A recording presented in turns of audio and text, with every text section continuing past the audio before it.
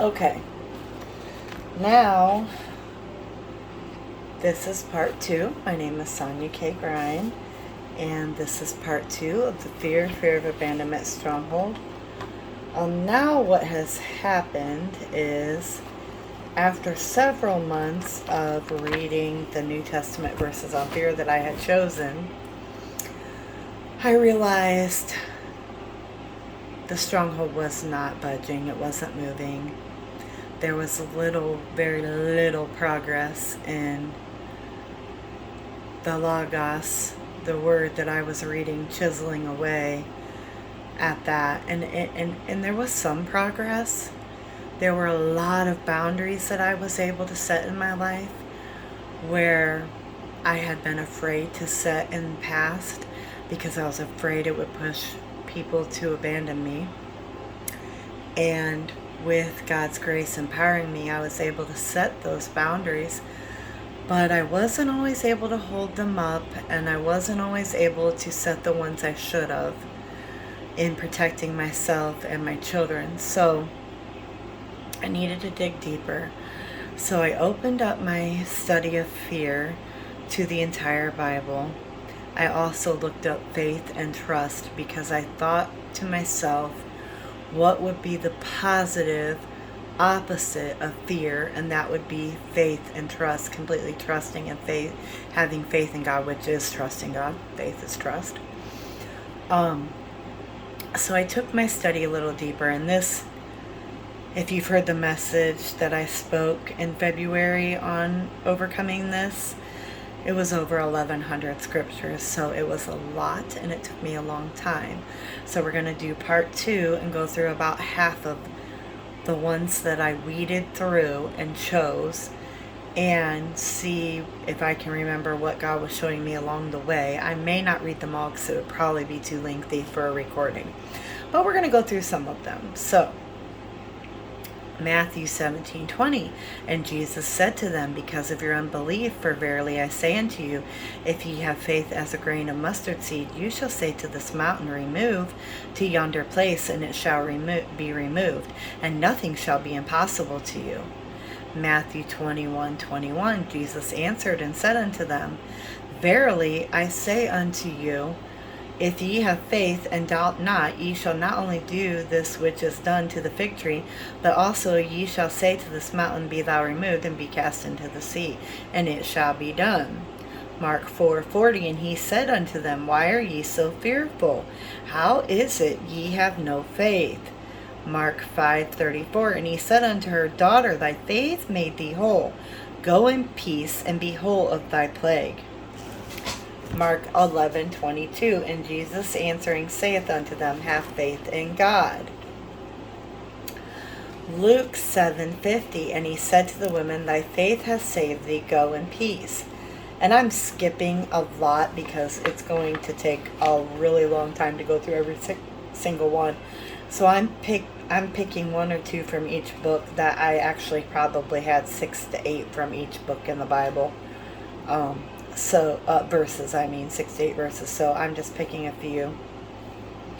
Luke 18:8, I tell you that he will avenge them speedily. Nevertheless, when the Son of Man cometh, shall he find faith on the earth? Acts 6:8, and Stephen, full of faith and power, did great wonders and miracles among the people.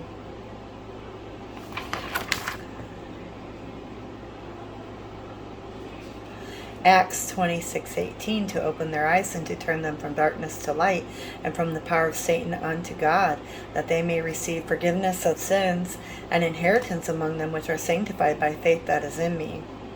Romans 1:17, for therein is the righteousness of God revealed from faith to faith, as it is written, the just shall live by faith, which really means trust.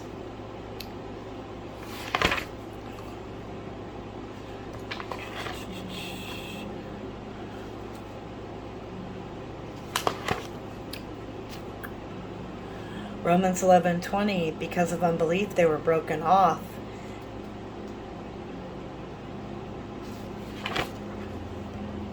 2 Corinthians 5:7, for we walk by faith and not by sight. In other words, no matter what's happening all around you, stand on the promises of God, the principles of God. Galatians 3:11, but that no man is justified by the law in the sight of God. It is evident, for the just shall live by faith. Ephesians 6:16, above all taking the shield of faith, wherewith ye shall be able to quench all the fiery darts of the wicked one. So in other words, when you replace fear with faith, you can resist the enemy and all the darts they send at you to it. He sends it to you to implant thoughts in your mind.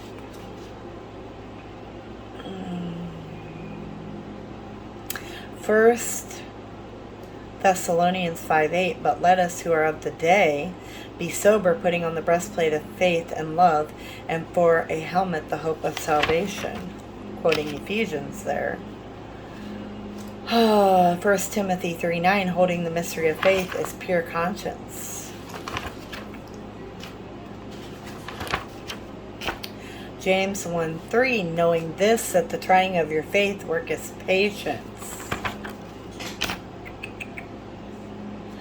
Hebrews 12:2, looking unto Jesus, the author and finisher of our faith, who for the joy that was set before him endured the cross, despising the shame, and is set down at the right hand of the throne of God.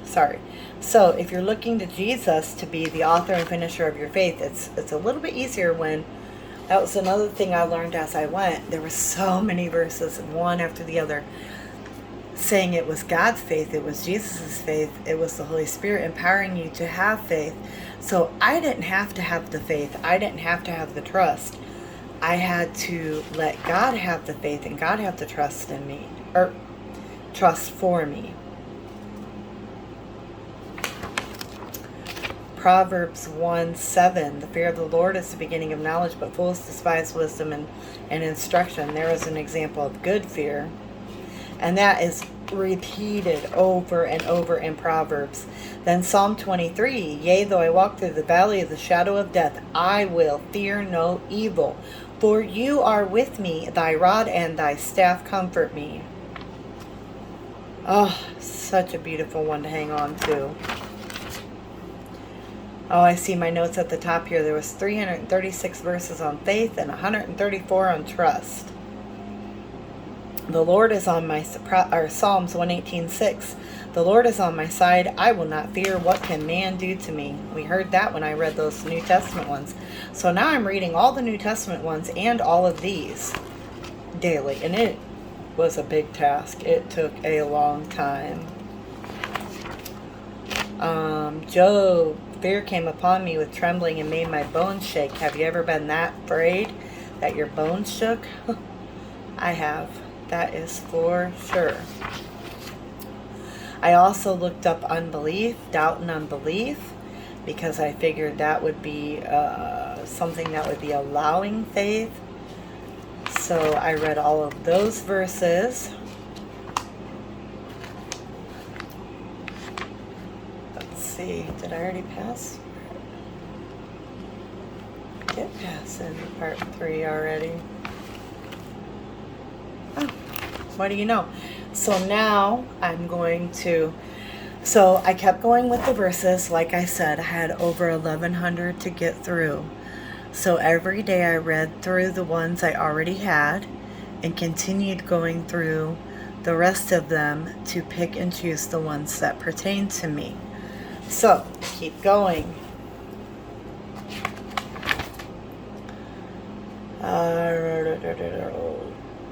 Hebrews 4:1. Let us therefore fear. Oh, wait. No, not that one. Sorry.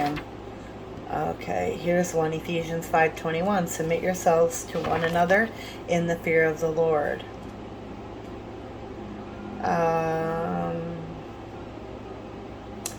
Romans 8:15, for you have not received the spirit of bondage again to fear, but have received the spirit of adoption, where we cry, Abba, Father.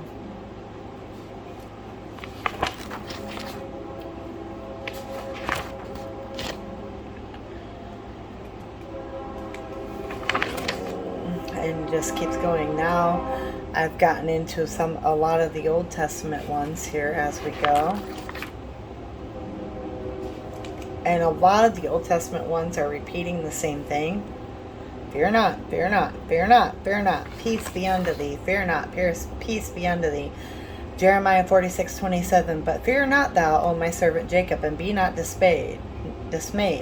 O Israel, behold, I will save thee from afar off, and thy seed from the land of their captivity. Fear not, fear not, fear not. That's the Old Testament over and over and over and over again. In righteousness shalt thou be established. Thou shalt be far from oppression. Thou shalt not fear, and from terror it will not come near you. Isaiah 35:4. Say to them that are of a fearful heart, be strong, fear not. Behold, your God will come with a vengeance, even God with a recompense. He will come and save you. I really liked that one. Isaiah 31:9. And he shall pass over to his stronghold for fear. His princes shall be afraid. That was talking about the enemy there. So, keep reading all the verses every day that pertain to you and your situation. And it might take you, some say I'm an overachiever. So let's say you don't have 1,100 scriptures. Let's say whatever you've pulled up, you have 100 scriptures. You go through them, you pull out 25, you come up with 25 that really pertain to you and your particular stronghold, your particular situation, and you read those 25 daily. It's going to take you 15 minutes maybe to read those, maybe a half hour, 15 minutes to a half hour. You're going to read those daily or Monday through Friday like I do, however your schedule works, what works for you, not asking you to reinvent the wheel, not asking you to set yourself up for failure, asking you to set yourself up for success. Do what you can when you can. I recommend you take a picture of those verses. Once you've either handwritten them or typed them up, you can take a picture of them on your phone. Then everybody always has their phone with them, so you could read them anywhere, waiting in an appointment, on your lunch break. You could read them anywhere, literally. So let's say you're not an overachiever and you don't have 100 and some scriptures, and you don't spend an hour to 2 hours every day reading your verses like I did with this fear of abandonment. Let's say you just read through a smaller handful of verses. The Logos is still going to do the work. If you have the right verses, if you've listened to the Holy Spirit as you've studied.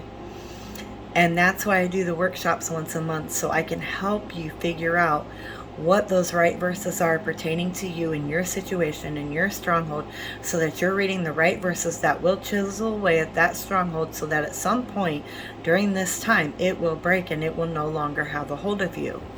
And I'm going to go over in part 3 how exactly that came to me and happened after I read these scriptures. Now remember, I read the other ones for somewhere between 6 and 9 months, and then these last bunch that I came up with, 100 and some, I read those daily for maybe 2 months, and this stronghold revelation was coming, and the unveiling was coming, and it came, and I was completely set free. And now these scriptures are put away in a binder, and if God ever needs to remind me or take it deeper, I can go back and look at my notes, but now my notes can help somebody else. So I'm not saying everyone, this one is pretty overwhelming. I almost don't like sharing it because I had to dig really deep.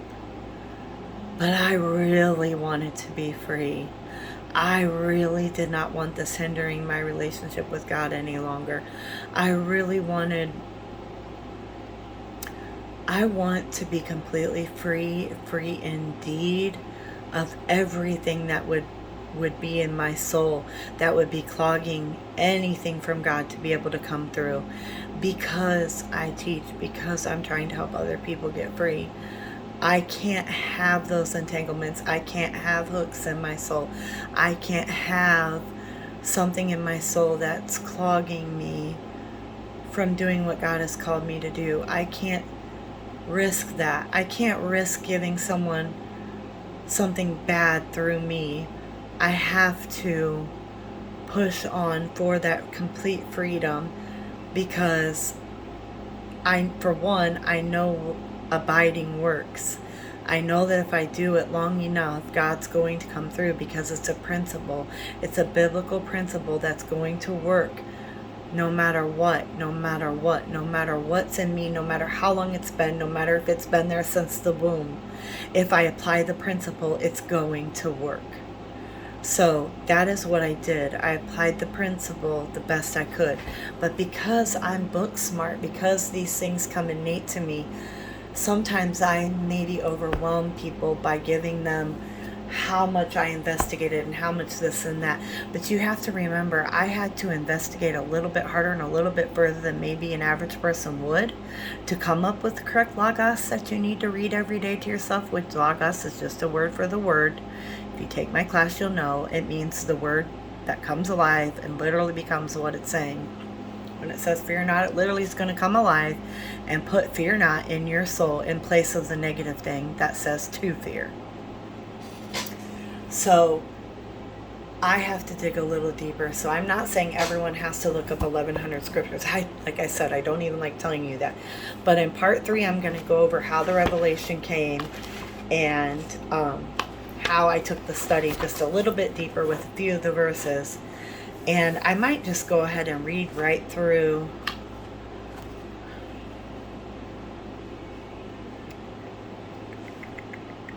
the message that I spoke, because it explains everything. And then I can go a little deeper. So that's going to be all part 3. So part 3 is stay tuned. Everyone have a blessed day. Thank you.